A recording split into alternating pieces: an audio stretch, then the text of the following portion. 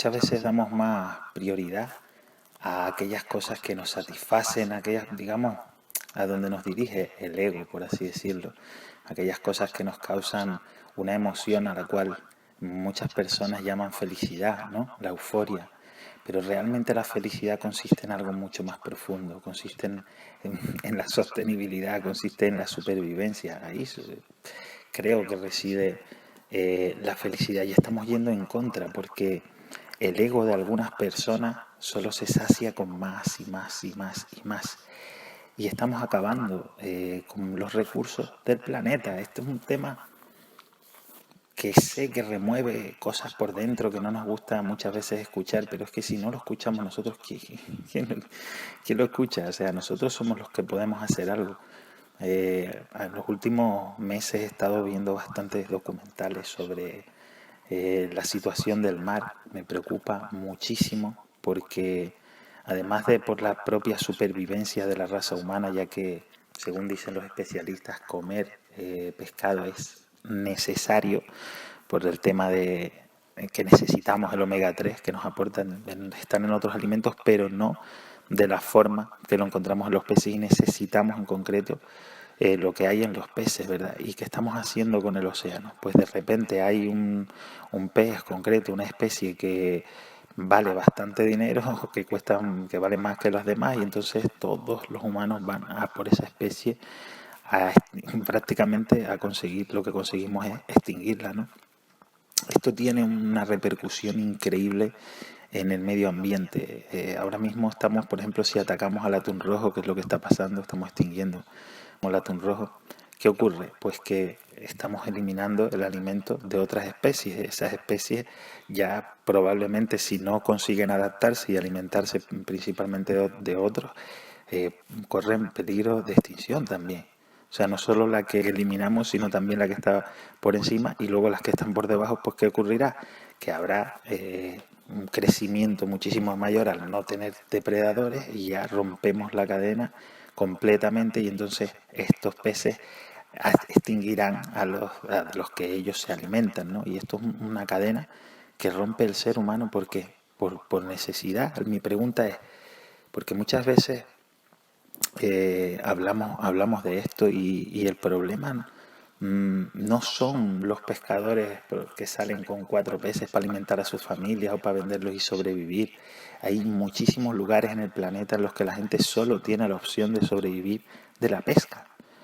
Y al acabar con los recursos, ¿qué pasa? Que hay grandes empresas que se dedican precisamente a atacar a estos peces, por ejemplo, y ahora voy a poner nombre y apellido. La empresa Mitsubishi en Japón, no sé si es porque no ganan lo suficiente, esto es ironía, ¿vale? Lo digo ya de antemano, que no ganan lo suficiente con los coches y con los electrodomésticos, que el 60% del atún rojo que se pesca en el planeta se le atribuye a esta gran empresa, ¿verdad? Entonces es increíble, aquello que da dinero va todo el mundo a querer ganar dinero y yo pienso, ¿será que no tienen suficiente? Yo, por supuesto, los pescadores que hay en muchísimos países que pescan para sobrevivir, para alimentar a sus familias, claro que no tengo nada en contra y el ser humano ha sobrevivido así toda la vida y es el único recurso que tiene. Si no hicieran eso, ¿qué harían, no? Porque viven en un pueblo pesquero, porque no tienen otros recursos. Pero luego cuando me entero que hay grandes empresas, hay barcos, el tema, ya aquí nos metemos en el tema de la pesca de arrastre. La pesca de arrastre consiste en arrastrar unas redes que van por el fondo, unas redes enormes, barriéndolo todo. Y cuando digo todo, digo gorgonias, corales, o sea, ya no solo peces, tortugas, tiburones, delfines, lo que enganche esa red lo sube. Problema, cuando la red llega al barco, todos los peces que hay, o la inmensa mayoría, están muertos ya. Los que todavía están vivos, cuando si los tiran al agua, no sobreviven. No solo peces, como he dicho, también tortugas y tiburones y otras especies. Entonces, ¿qué hacen? A estos los tiran al agua, por supuesto, muertos. Y solamente se quedan con aquella especie o aquellos peces que les sirven para el consumo, ¿no? Para la venta. ¿Qué hacemos con esto? Barrer, incluso lo que viene en el documental, hasta gorgonias de 800 años, las arrancamos todo el coral y todo, o sea, eso queda un desierto después de la red, ¿verdad? Y esto está sucediendo de forma masiva, hay muchísimos barcos. Luego está el tema de la pesca ilegal, se meten en zonas en las que no está permitida la pesca y pescan toneladas y toneladas y toneladas de peces de ciertas especies en concreto, que son las que en ese momento, en estos momentos, valen dinero. Luego está el tema de las redes fantasmas. Muchas veces estas redes se rompen o algunos pescadores inconscientes las verán rotas y en vez de llevarlas a puerto y no sé si a un punto limpio o al contenedor de plástico, no sé, habría que informarse.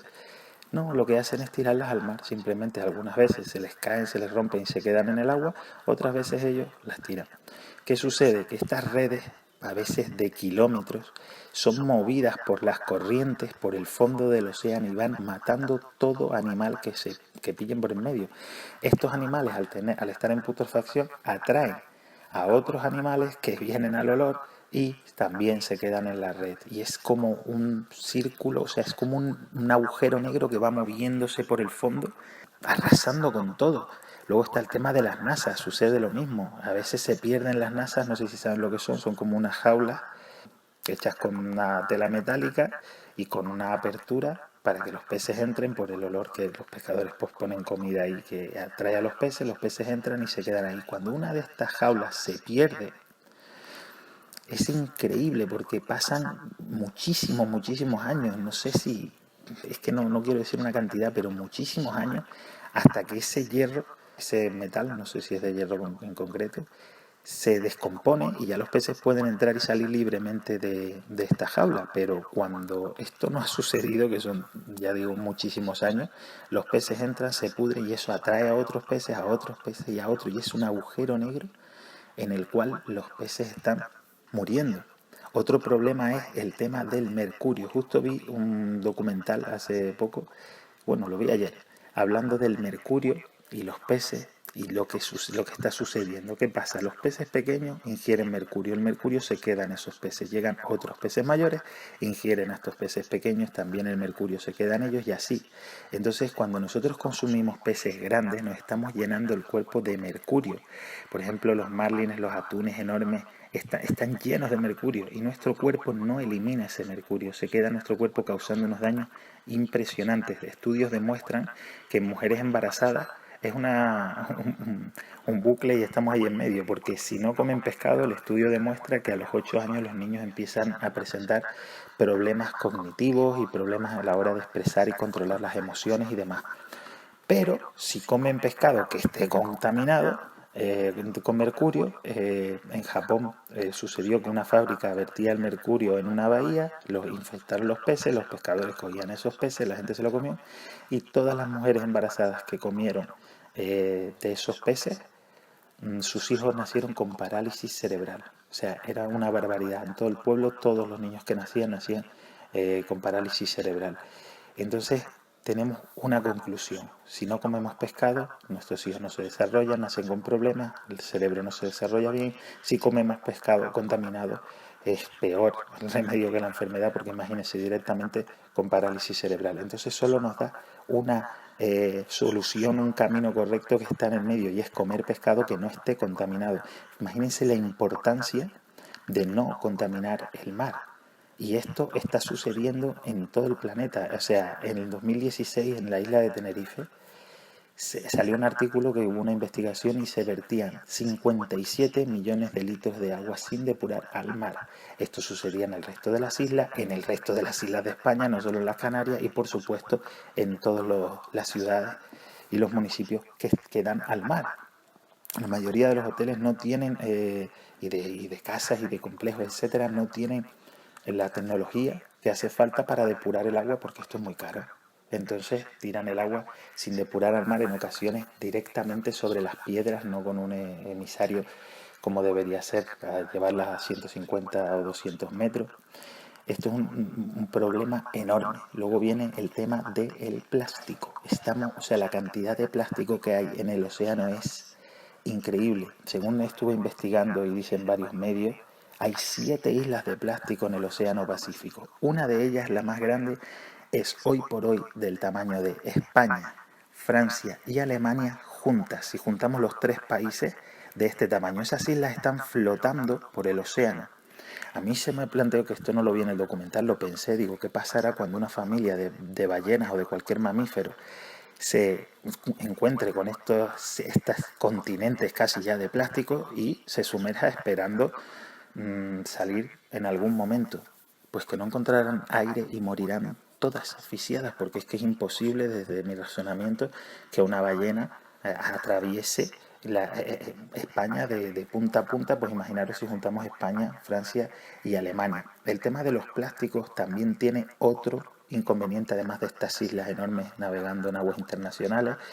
También tenemos el tema de los microplásticos y los nanoplásticos. O sea, hoy por hoy ese plástico al descomponerse no se descompone del todo, nunca jamás se convierte en microplásticos y en nanoplásticos que los peces ingieren, y nosotros al ingerir esos peces también ingerimos esos plásticos. En un documental que se llama Ondar, con H por si lo quieren ver, Ondar 2050, nos informan de que si seguimos de esta forma, en el año 2050 va a ser imposible ingerir cualquier animal del mar. O sea, va a estar completamente prohibido, porque todos los animales estarán tan llenos de microplásticos que serán directamente tóxicos para nuestra salud, y las consecuencias negativas de ingerirlos serán inmediatas. Y el último problema que se me ocurre, seguro que hay muchísimos más, pero que se me ocurre ahora, porque podría citar el petróleo, los petroleros que se han roto, otras muchas cosas, pero no, me voy a centrar en otra cosa que también está en nuestras manos, y es el tema de la oxibenzona. La oxibenzona es un componente químico que llevan la inmensa mayoría de las cremas solares que utilizamos. En otro vídeo que vi, que hicieron una investigación, decían que cada año se acumulan miles de toneladas de oxibenzona, o sea, de crema solar, y con ese componente, la oxibenzona, en el fondo marino. Esta sustancia tiene lo que produce, el daño que produce en el océano, es que impide que los corales se reproduzcan, o sea, inhibe totalmente la capacidad de los corales de reproducirse, y automáticamente pues no los mata, pero impide que se apareen y que nazcan más corales. Pues evidentemente cuando esos mueren, ahí se quedan, y arrasamos los fondos de corales del mundo entero con esta sustancia. ¿Qué pasa? Lo de siempre, si las empresas hacen publicidad, muchísima publicidad, nos lo meten con los ojos, con canciones, con bailes, con muñecos, con lo que sea, y nosotros, esta es la crema buena, vas a la farmacia, ¿cuál es la más cara? Pues la más cara es la buena. Pues quizá la más cara está llena de oxibenzona. No va por precio, porque muchas veces las empresas que hacen cremas veganas y que hacen cremas con componentes que respetan la naturaleza, no se anuncian en televisión porque no les da los beneficios para eso, pero somos nosotros los encargados quizá de buscar un poquito de información para saber qué es lo que sucede con estos componentes. Y si no, por eso estamos compartiendo esta información, porque me parece muy importante.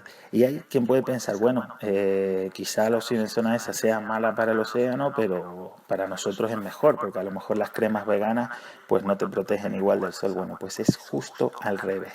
Según los especialistas del documental que vi, y todos los estudios lo demuestran, la oxibenzona es tóxica para nuestra piel y puede llegar a producir cáncer de piel.